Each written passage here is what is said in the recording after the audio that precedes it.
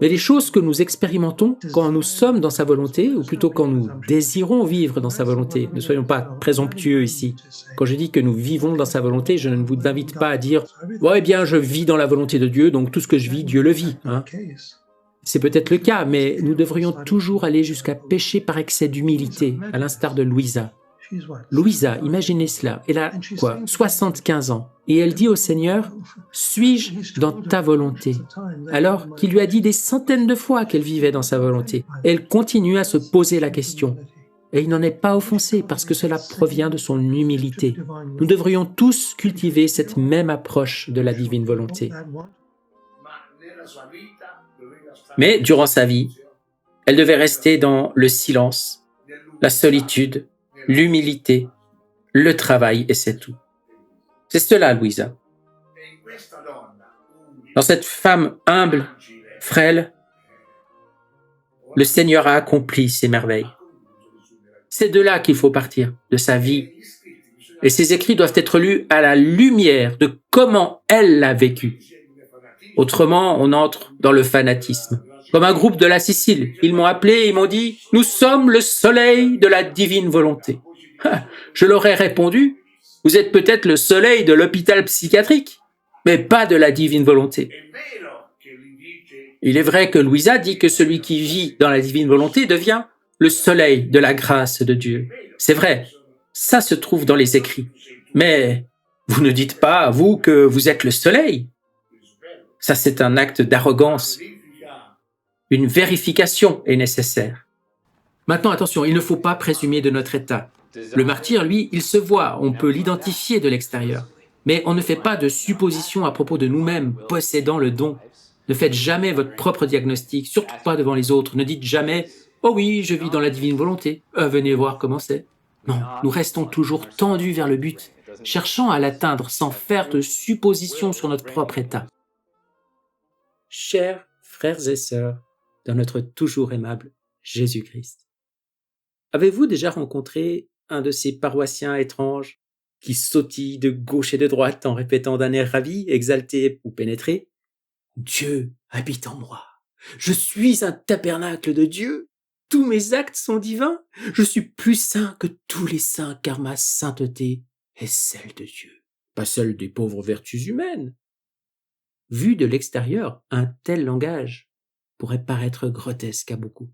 Mais pour celui qui le profère, une telle certitude et un tel aplomb proviennent d'une certitude qu'il s'est forgée à coups d'enseignements exaltants. C'est écrit, c'est enseigné, c'est la vérité. Et ma foi, oui, c'est vrai, c'est la vérité. C'est ce qui est possible.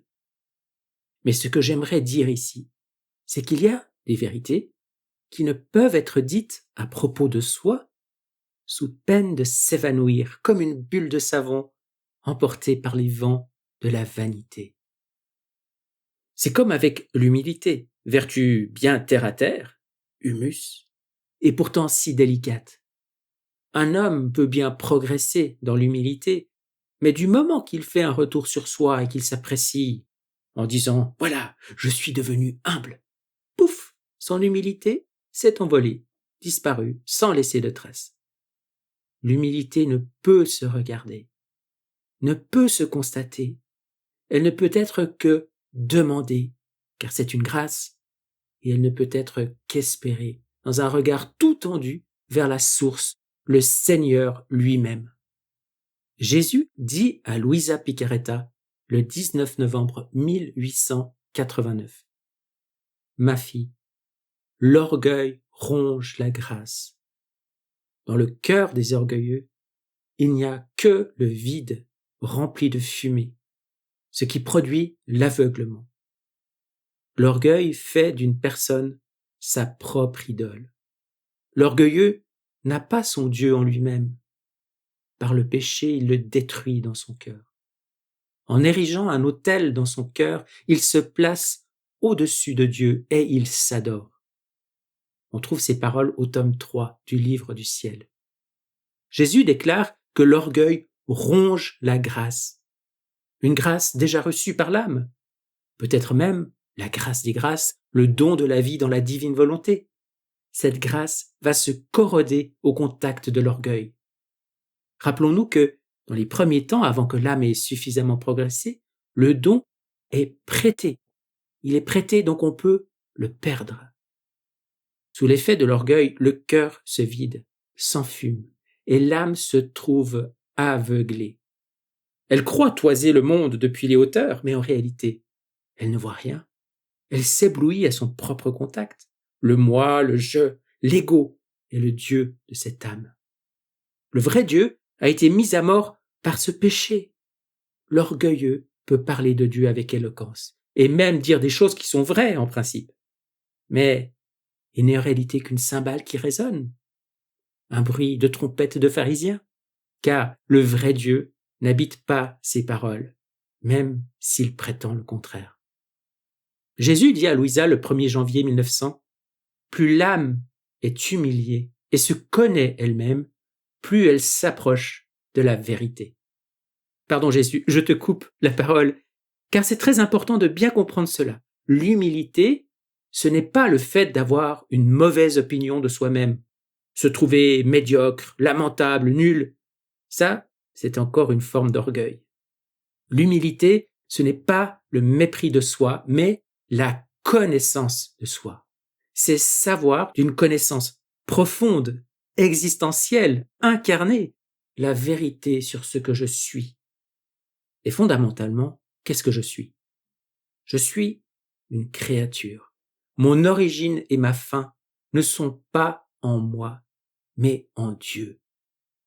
Je suis néant, pure capacité, un rien qui existe par et pour Dieu. Donc à travers Louisa, Jésus nous dit, plus l'âme est humiliée et se connaît elle-même, plus elle s'approche de la vérité. Dans la vérité, l'âme cherche à suivre le chemin des vertus, duquel elle se sent très éloignée. Et sur ce chemin, elle perçoit la distance qu'elle a encore à parcourir, parce que ce chemin est sans fin. Il est infini comme je suis infini. L'âme qui est dans la vérité cherche toujours à se perfectionner. Mais elle n'arrive jamais à se trouver parfaite. Cela l'amène à travailler continuellement, à se perfectionner toujours davantage sans perdre de temps dans l'oisiveté. Et moi, dit Jésus, bénissant ce travail, petit à petit, je fais les retouches pour peindre en elle mon image. C'est pourquoi j'ai voulu être circoncis, je voulais donner l'exemple de la plus grande humilité. Dans ce passage qui provient également du tome 3, le Seigneur nous manifeste un processus, un chemin de croissance, dont il ne faut pas se sentir quitte à trop bon compte. Pour s'approcher de la vérité, et donc de notre Seigneur, qui est, lui, le chemin, la vérité et la vie, nous devons nous engager résolument sur ce chemin infini des vertus, qui implique dès le départ l'humilité. Ce travail, sans retour sur soi, est béni par le Seigneur. Et c'est lui, il le dit, qui va peu à peu nous retoucher et peindre en nous son image. Le Seigneur fait en nous des merveilles, mais notre part à nous, c'est de nous laisser faire, de nous anéantir et de mortifier nos sens et nos passions, de chasser en toutes circonstances notre volonté propre, afin de grandir ainsi en vertu, en constance et en humilité. Cette croissance promise, c'est une certitude sur laquelle nous pouvons nous appuyer. C'est en elle que nous pouvons mettre notre confiance, notre foi, mais qu'il soit bien clair que nous ne saurons jamais où nous en sommes exactement sur ce chemin. Nous ne voyons rien et nous ne pouvons pas nous juger. Cela ne nous appartient pas. Par exemple, qui osera dire ou penser qu'il a atteint le 4e degré de la vie dans la divine volonté ? À moins que Jésus le révèle directement à l'âme, ce serait présomption de le croire, même après avoir médité les écrits de Louisa pendant des décennies. Et même alors, l'exemple de Louisa et de Marie manifeste les qualités revêtues par une telle âme avancée dans les voies de la nouvelle et divine sainteté. Ce sont humilité, petitesse, douceur, oubli de soi, ce qui, soit dit en passant, n'est pas incompatible avec une parole ferme et assurée. L'humilité, ce n'est ni la mollesse, ni l'inconsistance. Ce chemin, certes moins exaltant que de se prendre sans autre forme de procès pour un petit Dieu ambulant, et je sais bien que dans les écrits on parle de petit Dieu, je sais, mais se prendre pour un petit Dieu ambulant, c'est autre chose. Eh bien, ce chemin moins exaltant ne doit pas être proscrit d'office comme appartenant à une sainteté dépassée, dite humaine. Il doit plutôt être embrassé comme le chemin de bénédiction par excellence, à partir duquel le Seigneur va nous élever petit à petit à une condition céleste anticipée par le don immérité de la vie dans la divine volonté. Le 8 janvier 1900, Jésus déclare à Louisa: « Le manque d'humilité de l'homme fut la cause de tous les maux qui ont inondé la terre. Et moi, par l'exercice de cette vertu, je devais attirer sur les hommes tous les biens de la divinité. Aucune grâce ne quitte mon trône si ce n'est à travers l'humilité.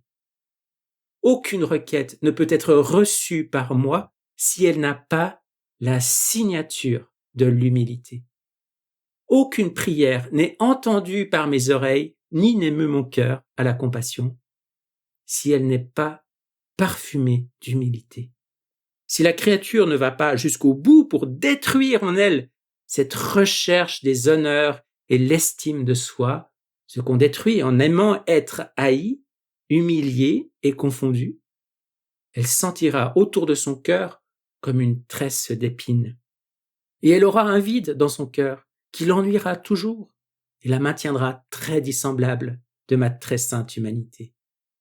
Si elle n'en vient pas à aimer les humiliations, Seigneur, aide-nous, tout au plus sera-t-elle capable de se connaître un peu, mais elle ne brillera pas devant moi, vêtue du beau et charmant vêtement de l'humilité. Ouf. Nous disions précédemment que l'humilité ne peut se constater, elle ne peut être que demandée. Or maintenant, nous osons affirmer que c'est pareil avec le don de la vie dans la divine volonté. Nous ne pouvons que rester tendus vers ce don, le demander, l'espérer, sans jamais faire de retour sur soi.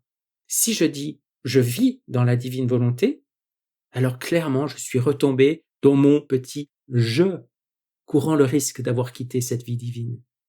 C'est pourquoi Jésus nous enseigne à répéter jour après jour notre acte préalable et à demander tout au long du jour, dans nos actes actuels, de nous fusionner à la divine volonté. Notre part est de demander, d'appeler, mais pas de nous arrêter pour admirer en nous les œuvres de Dieu. Faisons comme Louisa, elle n'a jamais perdu tout au long de sa vie cette humilité, cette humble attitude de demande et de sainte crainte, malgré les extraordinaires beautés que le Seigneur lui dévoilait sur le fait de vivre dans sa divine volonté. Faisons aussi comme Jeanne d'Arc qui a une question piège, êtes-vous en état de grâce, inspirée d'en haut, à formuler l'attitude qui doit être la nôtre en toutes circonstances. Si j'y suis, Dieu m'y garde. Si je n'y suis pas, Dieu m'y mette. Notre prière constante pourrait donc se formuler ainsi. Mon Dieu, sois béni et remercié pour le don de la vie dans ta divine volonté. Tu as dit que quand l'âme décide d'entrer dans ta volonté, se fondant en toi, elle trouve tous tes biens à sa disposition, force, lumière, aide, tout ce qu'elle veut. Alors oui, je désire vivre en ta volonté et ne jamais retomber dans ma volonté propre. Garde-moi dans cet état, et si je m'en éloigne par ma faute, daigne m'accorder la grâce de revenir à toi. Vers la fin du livre du ciel, au tome 36, le dernier tome, le 25 avril 1938, Jésus dit à Louisa, « Ma fille, la créature qui ne vit pas dans notre volonté tombe très bas, même si elle fait le bien, parce qu'il lui manque la lumière de notre volonté et la force de notre sainteté. Le bien qu'elle fait reste couvert d'une fumée. Tiens, on retrouve la fumée du tome 3, qui trouble la vue produit l'estime, l'amour-propre et la vaine gloire. Pauvres bonnes œuvres sans ma volonté.